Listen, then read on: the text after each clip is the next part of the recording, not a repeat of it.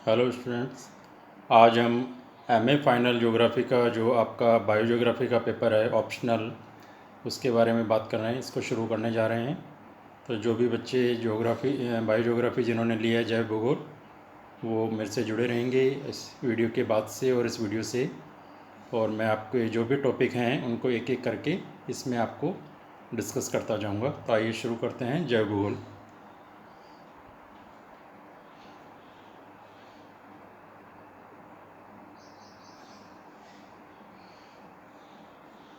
सबसे पहले बात करते हैं जैव भूगोल किसे कहते हैं। भूगोल को हम जानते हैं कि जो पृथ्वी की सतह है उसका विश्लेषण, ग्राफिकल जो विश्लेषण है उसे हम ज्योग्राफी कहते हैं। जियो यानी अर्थ और ग्राफी यानी उसका सूक्ष्म रूप से विश्लेषण किया जाए। और जब बायोज्योग्राफी की बात आती है तो बायोज्योग्राफी किसका पार्ट है? भूगोल को हमने दो भागों में बांटा है, एक तो मानव भूगोल और एक है भौतिक भूगोल। जो मुख्य पार्ट है उसका वो है भौतिक भूगोल या फिजिकल ज्योग्राफी जिसे हम कहते हैं। तो बायोज्योग्राफी इसी का पार्ट है, क्योंकि इसमें बहुत सारे कारक भौतिक के कार्य करते हैं। हालांकि इसमें जीवन के बारे में भी बात होती है, किस प्रकार के जीव जंतु निवास करते हैं पृथ्वी के ऊपर। तो ये बायोज्योग्राफी के बारे में हम सबसे पहले बात करते हैं परिभाषा की। परिभाषा से हम देखते हैं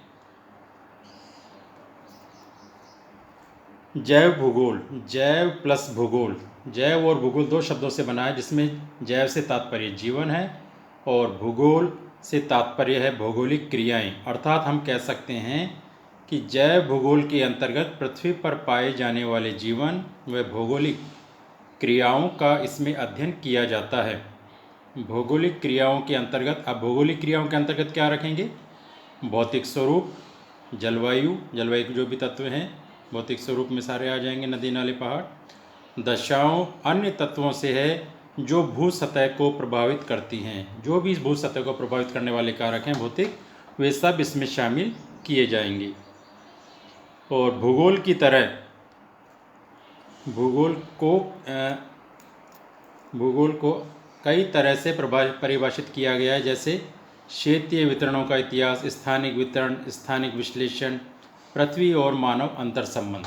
तो इसी प्रकार से जैसे भूगोल को अलग अलग विद्वानों ने परिभाषित किया है, यहाँ पर हम जैव भूगोल की भी परिभाषा की बात कर रहे हैं कि किस प्रकार अलग अलग विद्वानों ने इसकी परिभाषा दी है। तो पहले बात करते हैं जैव भूगोल। जैव मंडल का अध्ययन है। जैव मंडल क्या है? वह मंडल या पृथ्वी का वह भाग, या हमारे जो पृथ्वी ग्रह है उसका वह भाग जहाँ पर जीवन संभव है, उसे जैव मंडल कहा जाएगा। तो कहाँ कहाँ संभव है? अब जैव मंडल के अंतर्गत स्थल मंडल आ गया, स्थल मंडल के ऊपर सारे जीव जंतु रहते हैं। वायुमंडल, जहाँ पर जीवन संभव है वहाँ तक वायुमंडल का वह भाग। जलमंडल, जलमंडल में जहाँ तक जीवन पाया जाता है, मछलियाँ आदि जो भी जानवर जीव जंतु पाए जाते हैं वो सब जलमंडल में। तो इस प्रकार से स्थल मंडल, वायुमंडल, जलमंडल का वह भाग शामिल है जहाँ जीवन पाया जाता है। तो आप समझ गए होंगे जैव मंडल या जैव भूगोल का जो जैव मंडल का अध्ययन है उसमें कौन कौन सी चीज़ें शामिल है। यहाँ एक चित्र बनाया गया है, इसको देखें आप। वायुमंडल, अब वायुमंडल की ऊंचाई हमने यहाँ 30 किलोमीटर तक प्रभावी है जीवों के हिसाब से, तो उसे यहाँ पर शामिल किया है। वायुमंडल जो पृथ्वी की सतह से अंतरिक्ष की ओर जाते समय 30 किलोमीटर तक की ऊंचाई इसके अंदर हमने शामिल की है। इसी तरह से स्थल मंडल ये पूरा आ जाएगा। और जलमंडल, जलमंडल में 11 किलोमीटर, जलमंडल में 11 किलोमीटर। अब 11 किलोमीटर जो मैरियाना गर्त है फिलीपींस के पास में, उसकी गहराई 11 किलोमीटर है, जो ज्ञात गहराई है। तो करीब करीब इस गहराई तक तो जीव पाए गए हैं, जीवन पाया गया है। तो इसलिए इन तीनों का जो भाग है उसे हमने जैव मंडल के नाम से संबोधित किया है। इसी पे आधारित एक और चित्र है, वो देखते हैं। इसे देखिए, इससे आपको क्लियर हो जाएगा। अब यहाँ देखिए, ये एटमॉस्फेयर है, ये आपका जलीय मंडल है, जलमंडल। ये एटमॉस्फेयर, ये जलमंडल और ये स्थल मंडल। अब इसका ये भाग जो तीनों में आ रहा है, जल में भी आ रहा है, स्थल में भी आ रहा है और वायु में आ रहा है, वो कौन सा है? जहाँ पर जीवन संभव है। तो इस प्रकार से भी चित्र इसका बनाया जा सकता है, जो भी आपको उचित लगे उसे आप बना सकते हैं। ठीक है, इसके एक और चित्र यहाँ पे दिखाया गया है, इसको देखें ध्यान से। वायुमंडल, जलमंडल, स्थलमंडल और यहाँ दिया है इकोस्फीयर, बीच में इकोस्फीयर। तो इकोस्फीयर क्या है? ये जैव मंडल है, जो तीनों क्षेत्रों का वो है भाग जहाँ पर जीवन संभव है, उसे इकोस्फीयर के नाम से हमने यहाँ पर संबोधित किया है। आगे चलते हैं, अलग अलग जो विद्वानों की परिभाषाएं हैं उनकी बात करते हैं। तो इस प्रकार सभी जीव जंतु किसी स्थान विशेष, किसी निश्चित परिवेश व पर्यावरण में पाए जाते हैं। कोई जल में पाया जाएगा, कोई हवा में विचरण करेगा, या कोई अनुकूल अपनी जो स्थिति है उसका साथ अनुकूलन स्थापित करते हैं। तो वो अपने अपने हिसाब से जगहों का चयन कर लेते हैं। कुछ जीव जंतु हैं जो जल में भी रहते हैं और थल पे भी रहते हैं। तो इस प्रकार के भी जीव हैं जो आगे हम जो दूसरे टॉपिक आएंगे उनके अंतर्गत चर्चा करने वाले हैं। तो बड़ा ही रोचक ही है रहेगा सारा कुछ। और इसके आगे बात करते हैं, किसी स्थान विशेष के जीव जंतुओं द्वारा निर्मित पर्यावरण को बायोम कहा जाता है। बायोम को यहाँ पर जोड़ने का मतलब है, बायोम जो शब्द यहाँ लिखा गया है उससे आपको समझ में आ जाए कि जीव जंतु जो पर्यावरण का निर्माण करते हैं उसे बायोम कहा जाता है। तो एक प्रत्येक जीवों का अपना अपना बायोम होता है। स्थलमंडल के अलग बायोम है, जल का अलग बायोम है। तो इस प्रकार से अलग अलग बायोम के बारे में भी हम आगे पढ़ेंगे। बायोम किसी स्थान पर पाए जाने वाले भौगोलिक तत्वों पर आधारित है। जैसे मरुस्थलीय दशाओं में विशेष प्रकार के जीव जंतु व पेड़ पौधे पाए जाते हैं। इसी तरह से जो बर्फीले क्षेत्र हैं वहाँ अलग तरह के जीव जंतु पाए जाते हैं, ज़्यादा नहीं है लेकिन विशेष प्रकार के। इसी तरह से घने वनों में तो अलग अलग प्रकार के बायोम में या अलग अलग प्रकार की जो दशाएं हैं पर्यावरण की, उसमें अलग अलग प्रकार के जीव जंतु और वनस्पतियों का विकास होता है।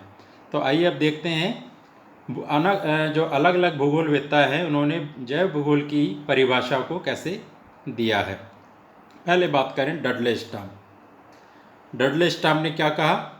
जैव भूगोल जीवित वस्तुओं के भौगोलिक वितरण का विज्ञान है जिसमें वनस्पति व जीव जंतु दोनों सम्मिलित है। अब इसमें दोनों सम्मिलित हैं, जीव जंतु और वनस्पति। लेकिन इसकी एक आलोचना हुई। आलोचना क्या है? यह परिभाषा पारिस्थितिकी व पारिस्थितिकी तंत्र के बारे में कोई जानकारी नहीं देती। यह क्या कर रही है? जीवों के बारे में बता रही है, वनस्पति के बारे में बता रही है, लेकिन उनका पर्यावरण, उनका जो वातावरण है किस प्रकार का है उसके बारे में यहाँ कोई जानकारी नहीं दी जा रही है। और ऐसा ही एक और परिभाषा दी है HR मिल ने। HR मिल क्या कहते हैं? जैव भूगोल पशुओं व वनस्पति के वितरण का विज्ञान है जिसका उद्देश्य यह जानना है कि कोई एक प्रजाति किसी प्रदेश में क्यों पाई जाती है। तो इसमें सीधा सा आप देख पा रहे हैं कि जीव जंतु वनस्पति का जो संबंध है पर्यावरण के साथ में वो डिस्कस किया जा रहा है या उसको दर्शाया जा रहा है। यह परिभाषा तुलनात्मक रूप से संतुलित है क्योंकि यहाँ न केवल स्थानिक भिन्नताओं की बात की गई है पर उसमें अंतर संबंध भौगोलिक तत्वों के साथ की भी बात कही गई है। तो ये HR मिल की जो परिभाषा है ज़्यादा संतुलित प्रतीत हो रही है। और अब अगले आते हैं मोंकहाउस। मोंकहाउस क्या कह रहे हैं?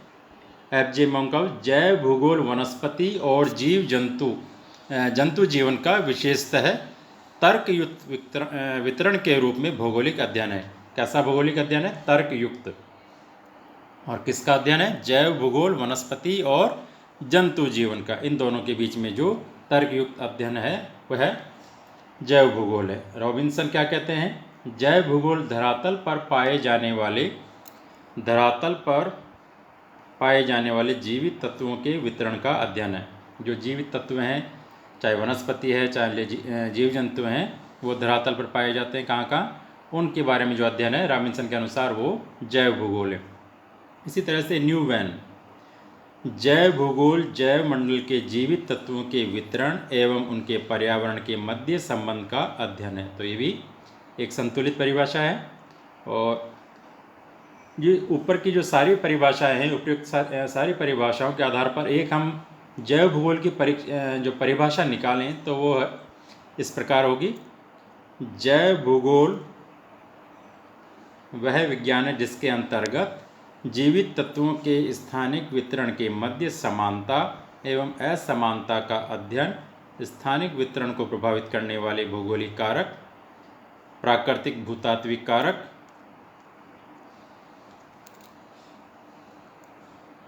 कारक, जलवायविक स्थिति, मृदा, वन, कृषि, जनसंख्या वितरण, मानवीय अभिकृतियाँ आदि का अध्ययन किया जाता है। तो इस प्रकार से हमने पूरी विस्तृत एक परिभाषा जो उपयुक्त जो विद्वानों के द्वारा दी गई है परिभाषाओं को ध्यान में रखते हुए यहाँ पर जैव भूगोल की बनाई है। वो क्या कहती है?